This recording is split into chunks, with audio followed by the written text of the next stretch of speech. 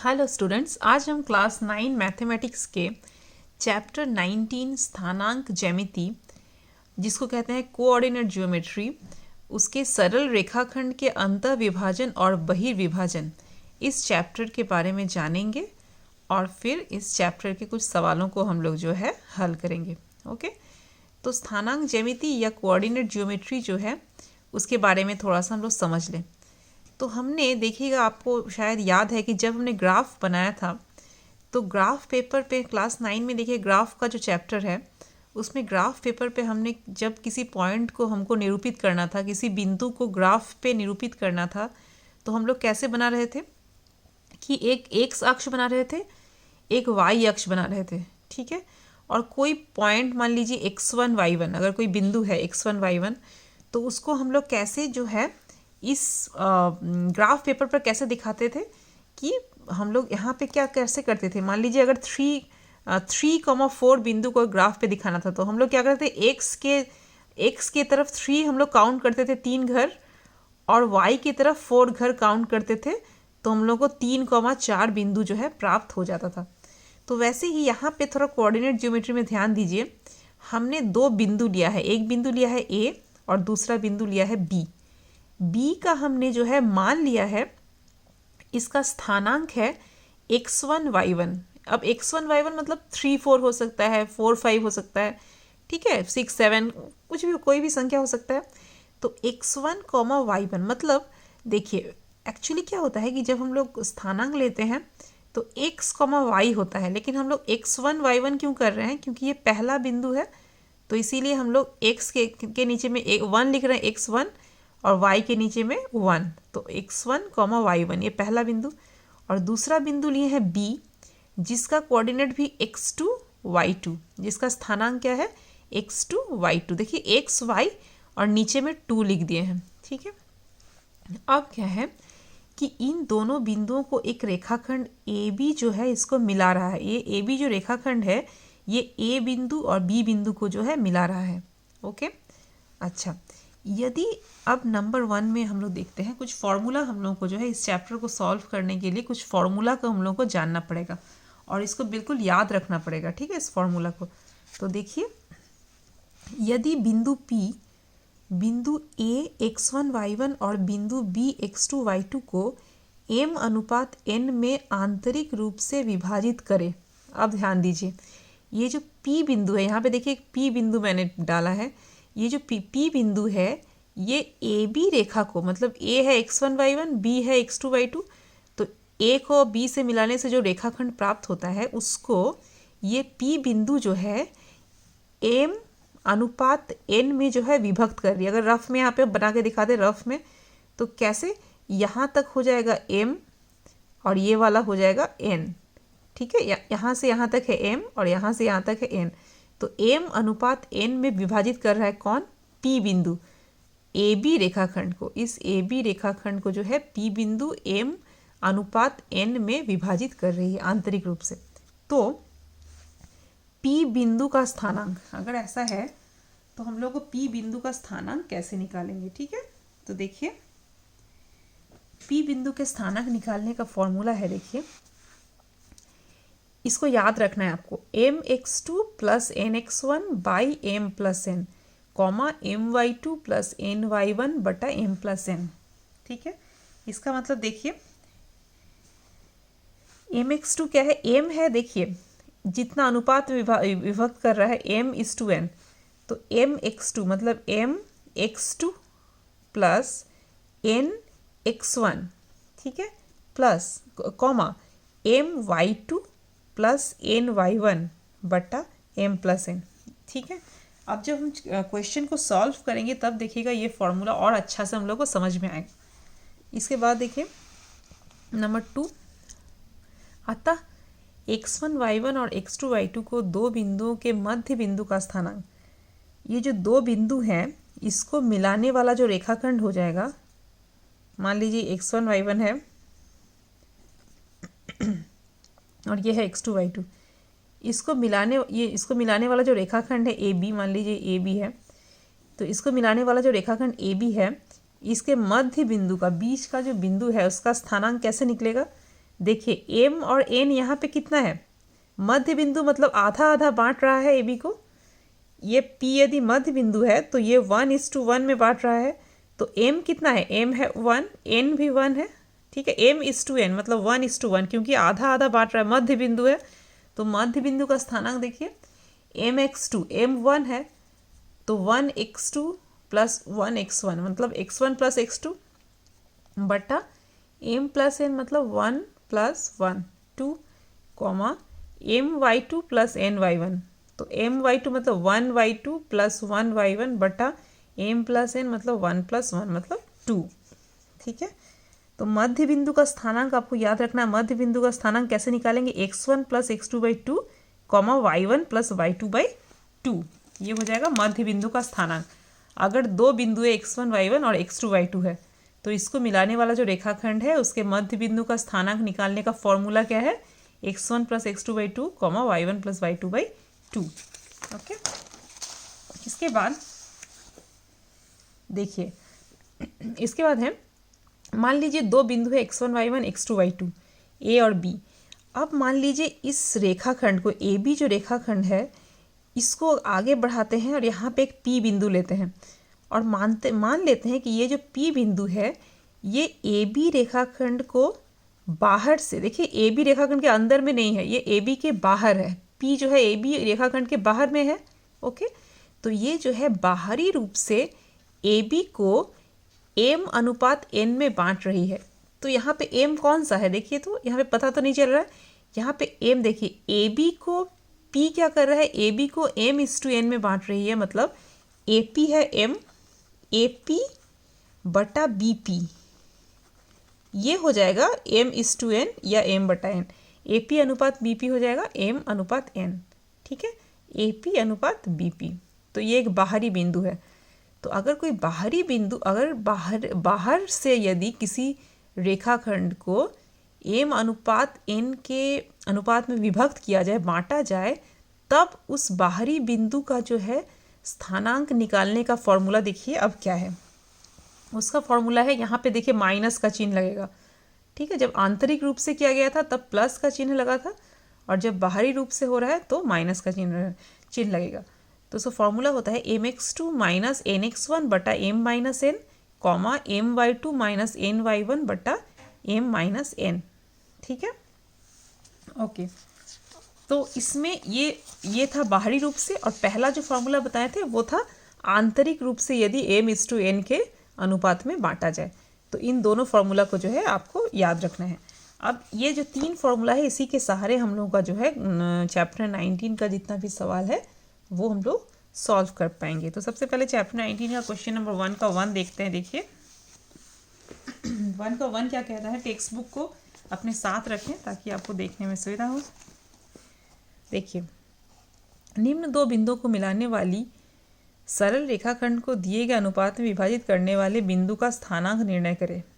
देखिए 6, -14 और -8, 10 3:4 के अनुपात में अंतर रूप से, अर्थात इन दोनों को मिलाने वाला 6, -14 और -8, 10 इन दोनों बिंदुओं को जो है मिलाने वाला रेखाखंड को कोई बिंदु जो है 3:4, देखिए m/n मतलब 3:4 के अनुपात में बांट रहा है, तो उस बिंदु का स्थानांक जो है हम लोग को निर्णय करना है, ठीक है। तो देखिए क्वेश्चन नंबर 1 में अगर हम रफ में इसका एक चित्र बनाएं तो चित्र कैसा होगा। देखिए चित्र होगा कि 6, -14 है, 6, -14 पहला बिंदु, और दूसरा बिंदु कितना है -8, 10 है। इस रेखाखंड को 3:4 के अनुपात में कोई बिंदु जो है काट रही है। मान लीजिए ये P बिंदु है, ये 3:4 इस अनुपात में यदि काट रही है तो हम लोगों को जो है क्या करना है, इसका स्थानांक P का स्थानांक हम लोग को निकालना है। तो देखिए अच्छा से लिख रहे हैं हम लोग कि 6, -14 और -8, 10 बिंदुओं को मिलाने वाली सरल रेखाखंड को 3:4 के अनुपात में अंतर रूप से विभाजित करने वाले बिंदु का स्थानांक बराबर, बराबर हो जाएगा। अब देखिए फॉर्मूला हम लोग डाल रहे हैं mx2, तो देखिए m कितना है यहाँ पे, ध्यान दीजिए यहाँ पे m है 3, 3:4 मतलब m है 3 और n कितना है, ये n है 4, ठीक है, 3:4 है ना। तो mx2, तो देखिए mx2 कौन सा है, ये वाला है, ये है x1 y1, पहला वाला बिंदु होता है x1 y1 6, -14 और दूसरा वाला बिंदु है x2, y2, ठीक है। ये हम आपको रफ में ये वाला थोड़ा सा बता रहे हैं, ये रफ इधर में बता रहे हैं। तो देखिए, तो mx2 मतलब देखिए mx2, m है 3, 3 into -8, 3 into -8 plus n, mx2 formula को देख लीजिए, mx2 प्लस nx1, ये देखिए mx2 प्लस nx1, ठीक है। तो mx2 प्लस nx1, n है 4, ये वाला n है 4, x1 कितना है देखिए, x1 है 6, तो nx1 बटा m प्लस n, तो m प्लस n मतलब 3 + 4, ओके, कॉमा, फिर फॉर्मूला देख लीजिए क्या है, my2 प्लस ny1, तो देखिए my2, m मतलब है 3, y2 कौन सा है देखिए, x2 y2 है ये वाला 10, तो my2 प्लस ny1, n है देखिए 4, y1 कितना है देखिए, y1 कौन सा, ये है y1 -14, तो ny1 बटा m प्लस n बराबर, अब देखिए -8 × 24 प्लस 6 × 4 = 24, कॉमा, यहाँ पे 3 10 × 30 -56 बटा 7, तो ये 0 -24 प्लस 24 कट जाएगा, तो 0/7 मतलब 0, -26 बटा 7, ठीक है। इसको घटाएंगे तो इतना आ जाएगा, तो ये हो जाएगा आंसर, ओके। तो बिल्कुल हमको सिर्फ फॉर्मूला में जो है डाल देना है, ओके। और कैसे फॉर्मूला में डालेंगे, इजीली कैसे हो जाएगा, देखिए कहाँ पे कौन x1 y1 है, ऐसे रफ में हम लोग चित्र बना सकते हैं, ओके। और कौन सा m कौन सा n, उसको भी चित्र में अच्छे से लिख के फिर इसको देख के हम लोग को जस्ट फॉर्मूला में जो है इसको डाल देना है, ओके। अब देखिए, अब इन दोनों बिंदुओं को जो है 3:2 के अनुपात में अब बहिस्थ रूप से जो है क्या कर रहा है, काटा जा रहा है। वो बिंदु जो है बहिस्थ रूप से उसको विभाजित कर रही है 3:2 के अनुपात में। तो जब बहिस्थ रूप से करती है तो कौन सा फॉर्मूला बताए थे, माइनस वाला फॉर्मूला, ओके, मतलब mx2 माइनस nx1। तो देखिए mx2, तो यहाँ पे देखिए इसमें भी सिंपल आप जस्ट फॉर्मूला ही डालेंगे, तो mx2, तो m मतलब कितना है देखिए, m है 3, तो x2 है 4, तो ये x2 y2, तो x2 है 4, mx2 माइनस nx1, तो देखिए n है 2, n x1 कितना है -1, ओके, बटा m माइनस n, फॉर्मूला है m माइनस n, तो 3 - 2 कॉमा my2, तो देखिए y2 ये वाला है x2 y2, तो my2 माइनस ny1, तो y1 है 2, तो ny1 बटा m माइनस n। तो इसको अब हम लोग सरल कर देंगे, तो 4 × 3 = 12 प्लस माइनस प्लस 2 हो गया बटा 3 - 2 मतलब 1, कॉमा -15 और -4 बटा 1, तो ये हो गया 12 + 2 14, -19, इतना हो गया आंसर। तो इसमें भी सिर्फ फॉर्मूला में हम लोग को जो है डाल देना है, ठीक है, हो गया।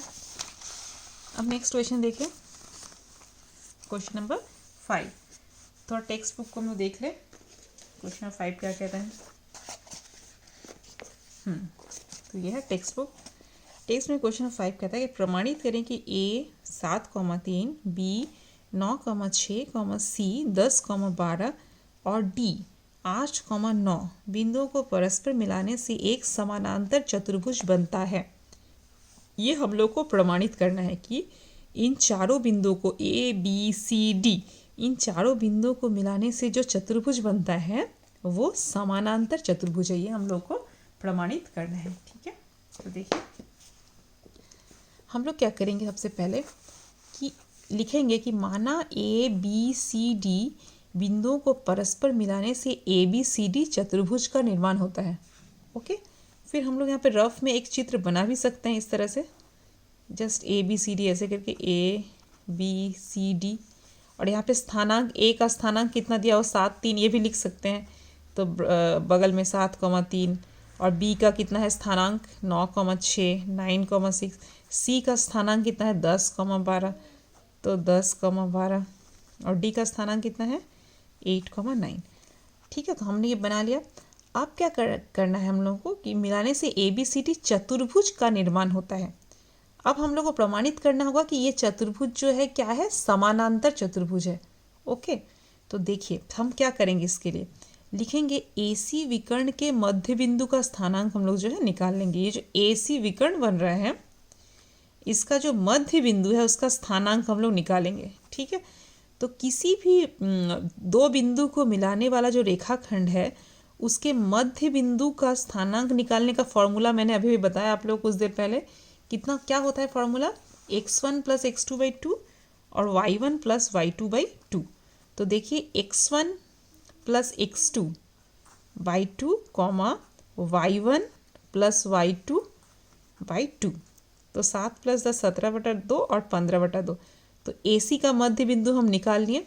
ओके, अब क्यों हम AC का मध्य बिंदु निकाल रहे हैं वो हम आपको बता रहे हैं। ठीक है, क्योंकि हम लोग को देखिए प्रूफ करना है कि ABCD जो है ये समानांतर चतुर्भुज है।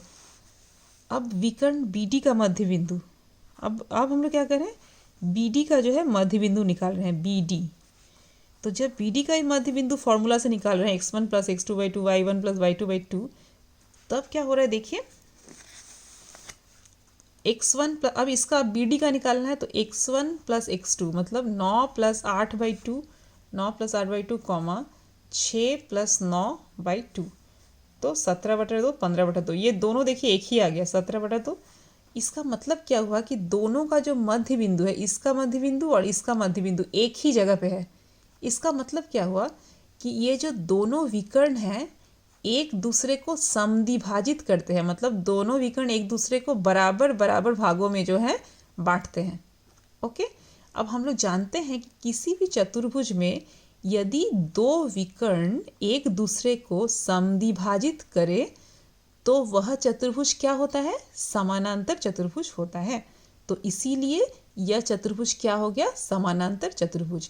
तो इसीलिए हम लोग जो है ये मध्य बिंदु निकाल रहे थे विकर्णों का। तो अब लिख देंगे कि अतः चतुर्भुज ABCD के दोनों विकर्ण AC एवं BD परस्पर को 17,2, 15/2 बिंदु पर समद्विभाजित करते हैं। इसीलिए ABCD क्या है, एक समानांतर चतुर्भुज है। ओके, तो हो गया ये प्रूव हम लोगों का। अब नेक्स्ट क्वेश्चन देखिए क्या कहता है। नेक्स्ट क्वेश्चन है क्वेश्चन नंबर 10। 10 क्या कहता है थोड़ा देख लें टेक्स्ट बुक।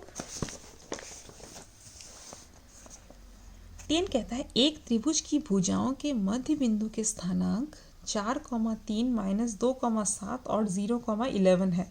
त्रिभुज के तीनों शीर्ष बिंदुओं का स्थानांक ज्ञात करें। ओके, तो क्या कहता है इसमें देखिए, हम लोग सबसे पहले एक त्रिभुज बना लेंगे और क्वेश्चन में सिर्फ क्या बोला है कि तीन जो भुजाएं हैं त्रिभुज के, उन तीनों भुजाओं का मध्य बिंदु का सिर्फ स्थानांक हम लोगों को क्वेश्चन में बता दिया गया है। तो पहला भुजा हम इसको लेते हैं देखिए, और इसका मध्य बिंदु ऐसे लिख के 4,3 लिख देंगे। फिर दूसरा भुजा लेंगे, दूसरा भुजा का -2,7, फिर तीसरा भुजा का लेंगे 0,11। लेकिन कंटिन्यू लेंगे ऐसे करके, ठीक है, या फिर ऐसे भी ले सकते हैं, लेकिन कंटिन्यू लेना होगा हम लोगों को, क्योंकि क्या बोला है क्रमशः, मतलब क्रम से हम लोगों को लेना है। तो पहला वाला हम 4,3 हम ऐसे करके ले रहे हैं एंटी क्लॉकवाइज।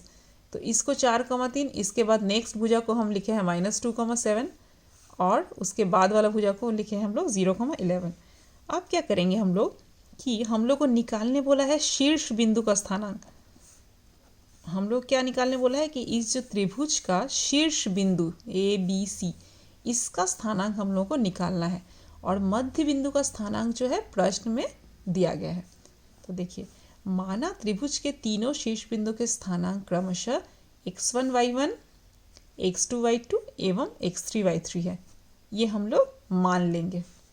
अब देखिए, इसीलिए आप देखिए हम लोग के पास क्या है, मध्य बिंदु का स्थानांक है AB का प्रश्न के अनुसार। तो मध्य बिंदु के स्थानांक का फॉर्मूला होता है x1 + x2/2। तो देखिए x1 + x2/2 ये कितना हो जाएगा 4, और y1 + y2/2 क्या हो जाएगा 3, क्योंकि ये फॉर्मूला है। तो देखिए x1 + x2/2 = 4, तो यहाँ पे तिरछा गुना कर देंगे 4/1, तो तिरछा गुना करने से आ जाएगा x1 प्लस x2 बराबर हो जाएगा 4 दूना 8। इसको समीकरण नंबर 1। ओके, अब यहीं पे फिर क्या करेंगे, y1 प्लस y2/2 बराबर कितना हो जाएगा 3। तो y1 प्लस y2/2 बराबर हो जाएगा 3। तो 3/1 लिख सकते हैं, तिरछा गुना कर देंगे तो y1 प्लस y2 बराबर 6। ठीक है, तो ये कुछ समीकरण 2।